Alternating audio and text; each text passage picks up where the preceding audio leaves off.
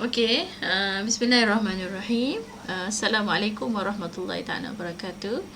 Okey, insya-Allah ini saya akan sambung kuliah yang seterusnya, iaitu kuliah yang ke-6. Hari ini kita akan bincangkan tentang dakwah dan juga kepimpinan. Apakah yang dimaksudkan dakwah dan juga kepimpinan, dan apakah hubungannya dakwah dengan kepimpinan. Dan kita akan tengok juga kenapa dakwah perlu memahami bentuk-bentuk kepimpinan, ciri-ciri kepimpinan, dan perlu menjadi seorang pemimpin yang baik. Okay, so kita akan tengok hari ini kita akan bincang tentang dakwah dan kepimpinan. Okey, di akhir bab ini seperti saya sebut tadi, mendedahkan kepada para pelajar apakah yang dimaksudkan dengan maksud kepimpinan, dan juga kita akan tengok juga apakah yang dimaksudkan dengan dakwah dan kenapa kepimpinan ini sangat penting. Okey, apakah yang dimaksudkan dengan kepimpinan? Kalau kita tengok, kalau saya rujuk kepada satu penulisan yang telah ditulis oleh seorang guru saya, Allahyarham, Dr. Adnan Mak Juno bersama dengan Profesor Madya Khairul Nizam Muhammad Noor, pada tahun 2012, dia mengatakan kepimpinan adalah tugas dan tanggungjawab, bukannya keistimewaan. Apabila seseorang itu diberi mandat untuk memimpin, maka ianya bukanlah satu keistimewaan. Ya, maksudnya menjadi ketua itu bukan satu keistimewaan, tetapi ianya sebenarnya adalah tugas dan tanggungjawab. Manakala individu yang menganggap kepimpinan adalah keistimewaan untuk kepentingan diri sendiri, tidak ada di dalam kamus kelayakan untuk dipilih sebagai pemimpin. Dan dia mengatakan bahawa seseorang itu apabila diberi satu tugas, diangkat sebagai ketua, apabila sekiranya dia merasakan itu satu keistimewaan, sebenarnya dia bukanlah seorang pemimpin. Dan sikap begitu sebenarnya tidak ada di dalam kamus sebagai seorang pemimpin. Okey, kita tengok dengan lebih dekat lagi. Okey, di sini saya sertakan ada dua rajah. Rajah yang pertama dan rajah yang kedua. Para pelajar boleh tengok dengan sendiri. Rajah yang pertama itu saya letakkan dengan simbol pangkah. Manakala rajah kedua itu saya letak dengan simbol betul ataupun right. Maksudnya yang di atas itu salah, di mana kefahaman dia menjadi pemimpin itu adalah sebagai seorang yang mempunyai kuasa yang mutlak, di mana dia boleh melakukan apa sahaja dan ia merasakan ini satu keistimewaan. Ini adalah satu benda yang salah. Manakala yang di bawah itu betul, di mana dia walaupun dia menjadi seorang pemimpin, tapi dia betul-betul memimpin orang di bawahnya, kerana pemimpin itu memberi maksud, tugas dan juga tanggungjawab. Okey, seterusnya kita tengok apakah yang dimaksudkan dengan dakwah. Kita sentuh sedikit sebab sebenarnya kita dah belajar dengan sebelum ni di bab yang pertama. Saya sentuh sikit, kita ulang balik. Kita tengok dakwah berasal daripada perkataan bahasa Arab yang memberi maksud ajakan, tuntutan. Secara mudahnya iaitu mengajak masyarakat kepada Islam, mendidik ke arah kebaikan serta mempraktikkan Islam di sepanjang kehidupan. Itu yang kita belajar dah sebenarnya di bab yang ke-1.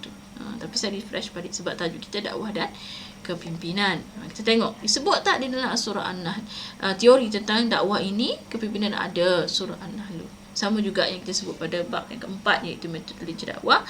Apabila kita ingin mengajak seseorang, memimpin seseorang itu, mestilah dengan cara berhikmah. Bila kita nak nasihat seseorang itu dengan cara yang baik, sehingga kita berlaku berdebatan dengan beliau, dengan anak buah kita yang kat bawah tu, mestilah dengan diurus dengan baik. Okey, ini disebutkan sebagai, berdasarkan surah tadi, 3 perkara. Hikmah, adil dan bijaksana. Yang kedua, mauizah, contoh dan nasihat yang baik. Yang tiga, mujadalah, berdebat dengan baik. Okey, maka apakah yang dimaksudkan dengan kepimpinan dakwah? Kita dah tengok definisi kepimpinan secara umum, dan juga kita tengok juga dakwah secara mengikut Al-Bayanuni. So, apa maksudnya? Okey, maka kepimpinan dakwah dapat juga difahami sebagai kepimpinan yang membawa pemimpin dan pengikutnya ke arah memperjuangkan agama Islam dan bukanlah kepada kepentingan peribadi semata-mata.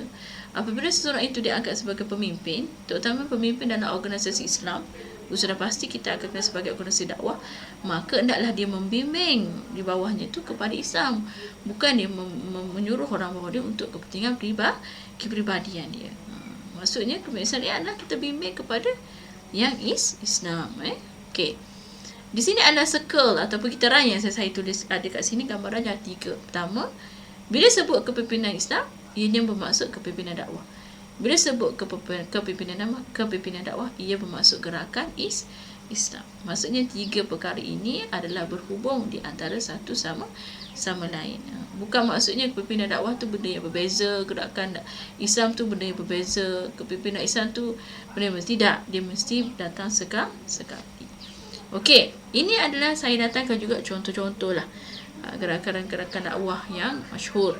Kalau kita hari ini, kita boleh sebut lagi adalah gerakan Ikhwan Muslimin. Ikhwan Muslimin adalah yang diasaskan oleh Hasan Al-Banna, satu gerakan Islam, gerakan dakwah yang banyak. Kita boleh tengok kat situ belajar.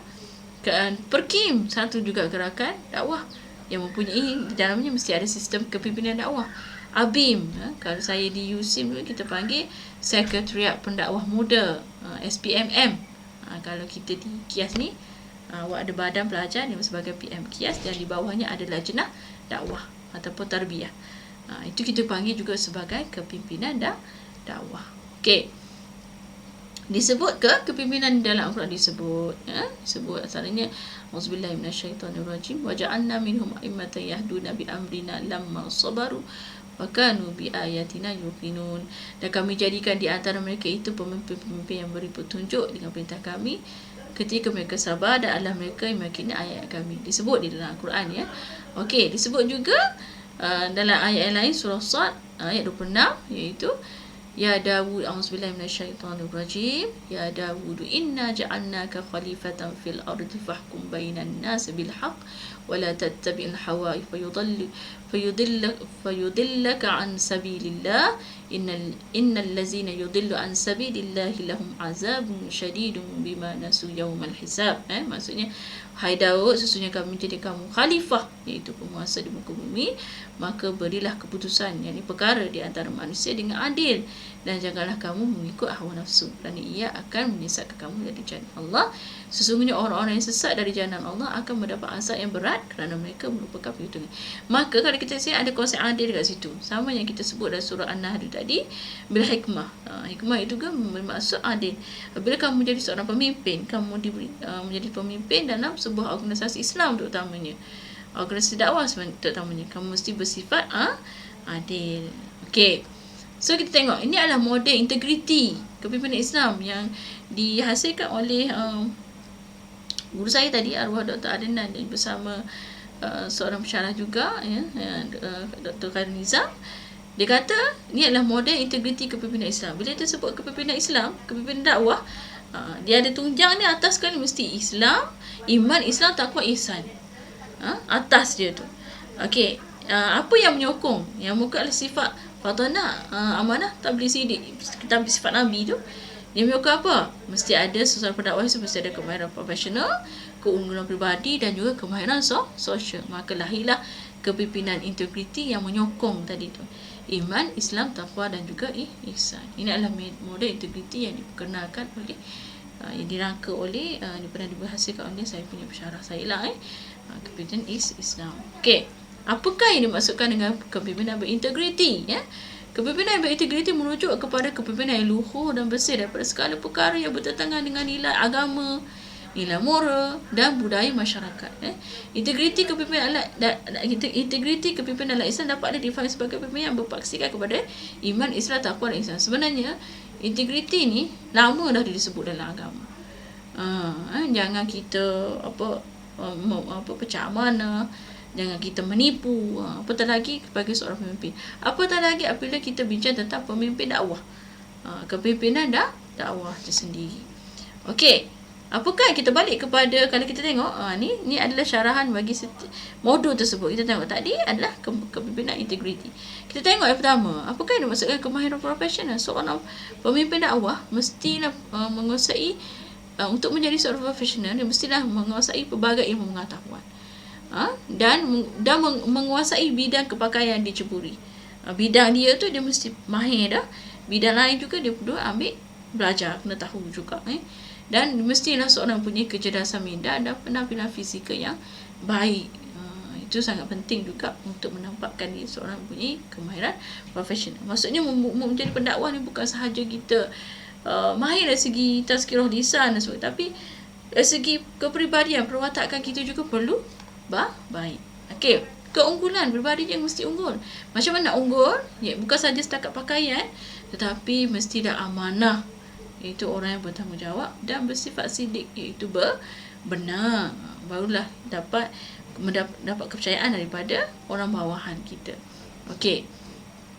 Dan juga mesti seorang yang mahir bersosial, mahir berkomunikasi, mahir menggunakan gaya bahasa yang sesuai dan juga baik, mahir berinteraksi, iaitu mengenali latar belakang pendengar dengan baik, dan mempunyai sifat humanistik yang tinggi, ihsan kepada orang lain.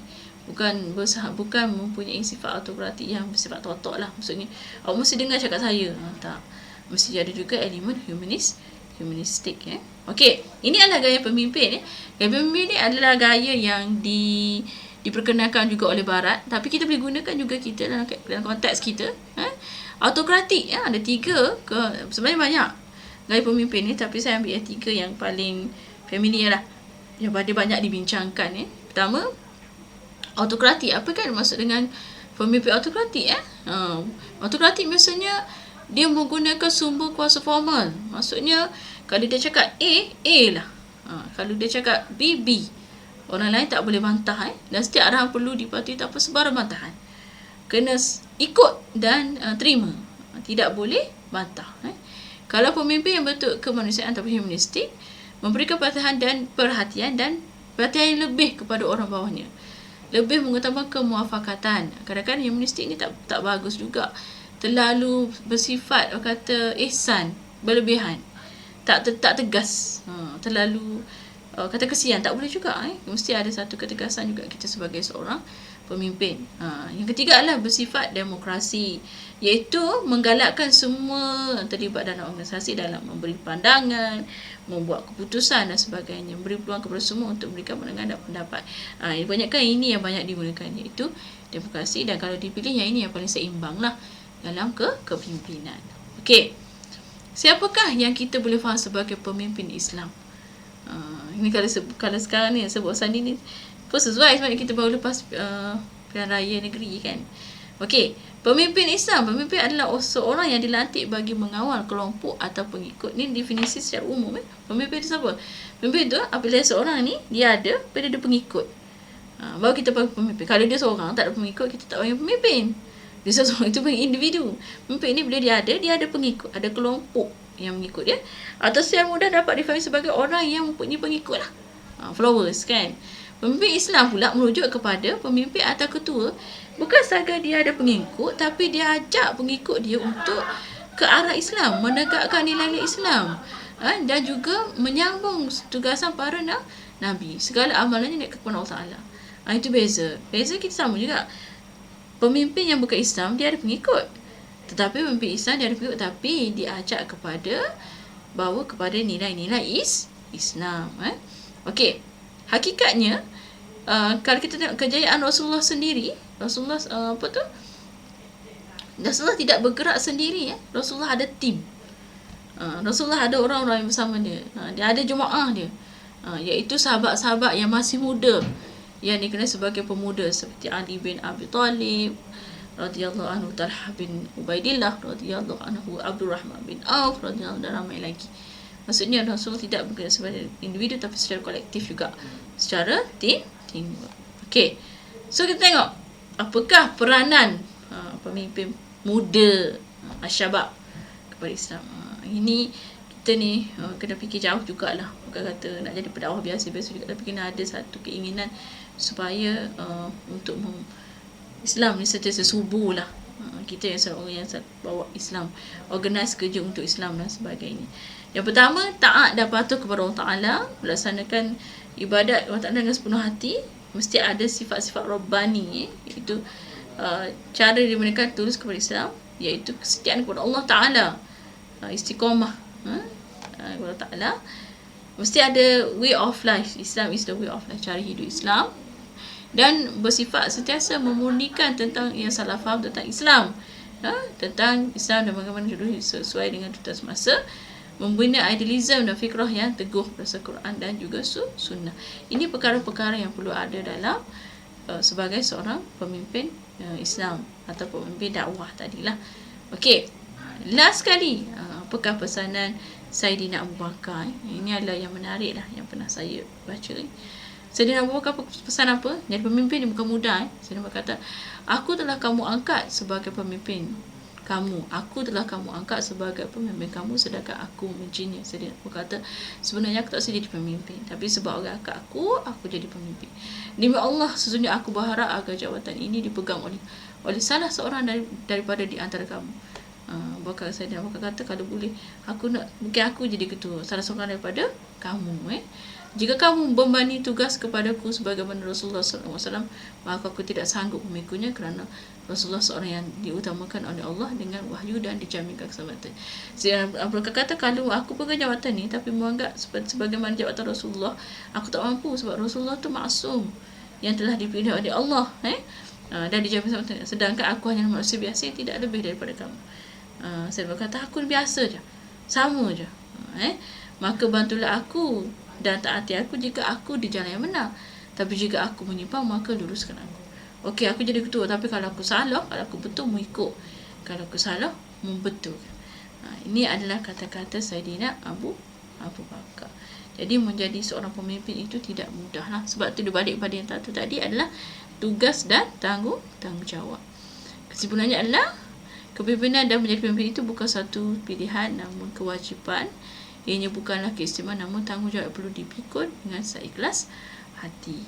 Okey, itulah yang saya dapat kongsikan bagi bab yang ke 6 hari ini, iaitu dakwah dan juga kepimpinan, di mana kepimpinan dakwah itu bermaksud seseorang pemimpin yang memikul tugas dan tanggungjawab demi membawa nilai-nilai Islam tu. Membawa nilai-nilai Islam. Okey, setakat itu saja. Terima kasih. Assalamualaikum warahmatullahi taala wabarakatuh.